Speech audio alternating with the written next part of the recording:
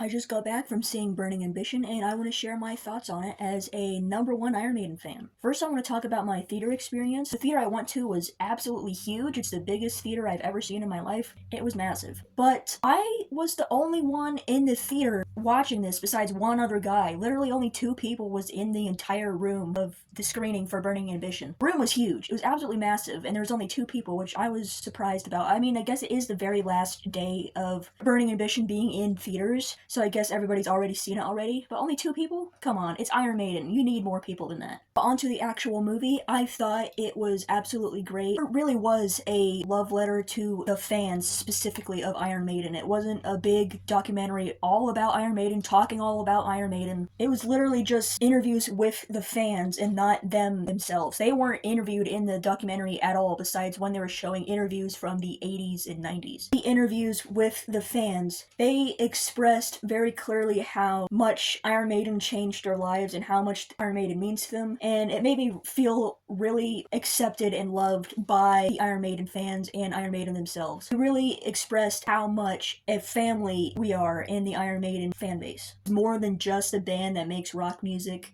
They are a family, they're a community, they are a foundation, and we're just people that like music, and we can bond over that, and we can find belonging and love and family. It was edited very well. It really did feel like a classic 2000s documentary gushing over a rock band. In the transition scenes, as they were talking about one era of Iron Maiden and went on to another, they had these little 3D animated Eddie sections, and I really, really loved those parts. They were not badly animated, but they were early 2000s animated. The 3D animation that Iron Maiden has is very, very unique and specific to Iron Maiden. How they animate Eddie is so cool, so early 2000s. It's just super unique and special and really fun to watch. Eddie's CG 3D animated transition sections were so cool. Like I said, the animation isn't bad, but it's early 2000s, very obviously mocap. They just stuck it on a model.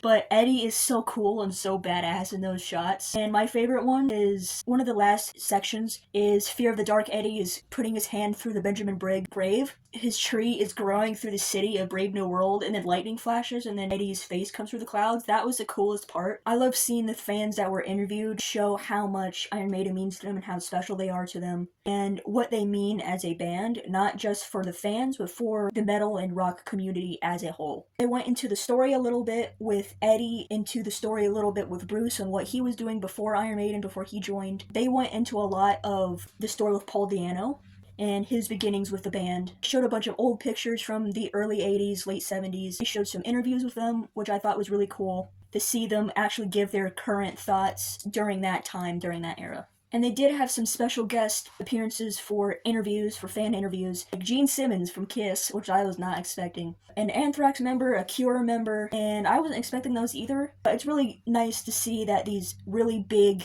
accomplished musicians are also Iron Maiden fans, and they're interviewed gushing over how much they love Iron Maiden. That shows that even though they're really, really big, accomplished, superstar rock stars, they're just normal people like us, and they have big love for Iron Maiden like us, and they just want to talk about them and gush over them. Even though the band weren't being interviewed themselves currently, they did do some voiceovers a little bit. From the way that they were speaking, you can tell that they really, really don't care about the money or the fame. They want to take care of their fans and let them know that they are loved and wanted. No matter who or what you are, you're always accepted in the Iron Maiden family, and that makes me feel really good about myself, and that makes me feel really safe and happy, and that I belong with a family that loves me. The way they talk is just really intimate and personal. They don't seem like super stuck-up, snobby rock stars like, oh, look at me, I'm so famous and so rich, I'm so above you. They just talk like normal guys that are in a rock band, and they just happen to get big. That changes nothing. They're just still normal people, and they're our friends, they're our family. I kind of wish they would have went into the backstory more of what Bruce was doing more so of what the other members were doing, what Adrian was doing when he left. Kind of wish they went more into, like, not the very, very personal lives of the members, but just more depth into them.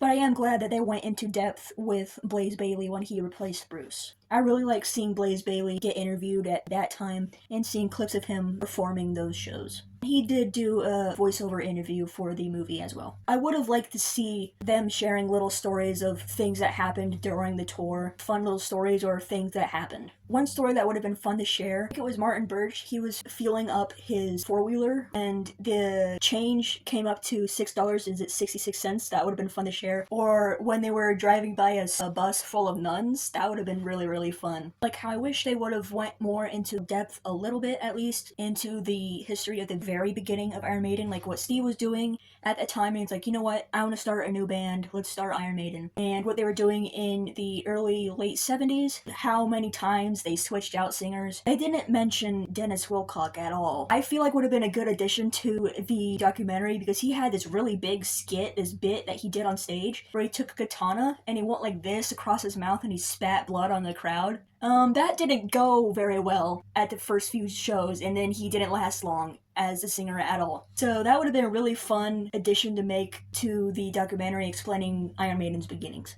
But overall, this was a really, really great documentary, and I feel it captured how much the band means to the fans. Like I said at the beginning, it is a love letter to the fans specifically. It isn't a documentary bragging about how big Iron Maiden is, or how much have they done, or why they're so important. Really, this story of Iron Maiden. It's specifically a documentary showing how much this band means to people. It did kind of get wrapped up too quickly at the end. At the end of the Future Past tour, it just cut off and then did some picture slideshows with text, and then it was credits.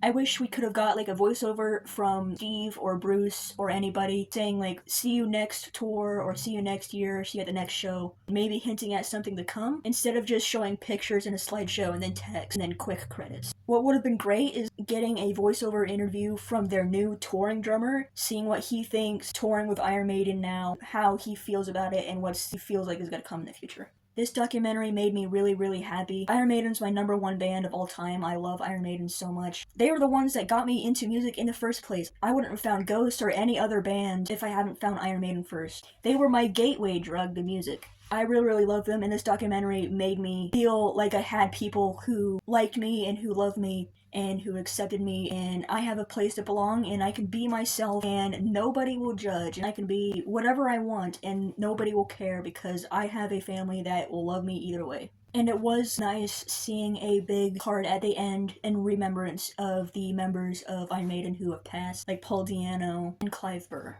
This documentary reminded me how much I'm absolutely obsessed with Iron Maiden, how much I love them, and how badass they are. And I learned a few new things about Iron Maiden, like with the whole Blaze Bayley era. I didn't know much about his era, but with this documentary, I know a few things now. So if you want to learn more about Iron Maiden as a new fan or just a casual fan and you want to learn more, please watch Burning Ambition or any Iron Maiden documentary. Like the one I have on my screen right now is Number of the Beast, all about the production of Number of the Beast. It came out in 2001. So you could probably find it for free somewhere to watch. But if you want to learn more about Iron Maiden, please watch the new documentary, specifically the new documentary to support the band, or just any other documentary that you can find. Iron Maiden means so much to me. I really, really love them so much, and they've made me who I am. And I wouldn't be here or be who I am now without them. I would have never found music, never would have found my love and passion for music or art. The artwork of Iron Maiden inspired me so much with my own artwork, and they've taught me that I'm not alone and that I can do anything and that I have more than enough people to support me.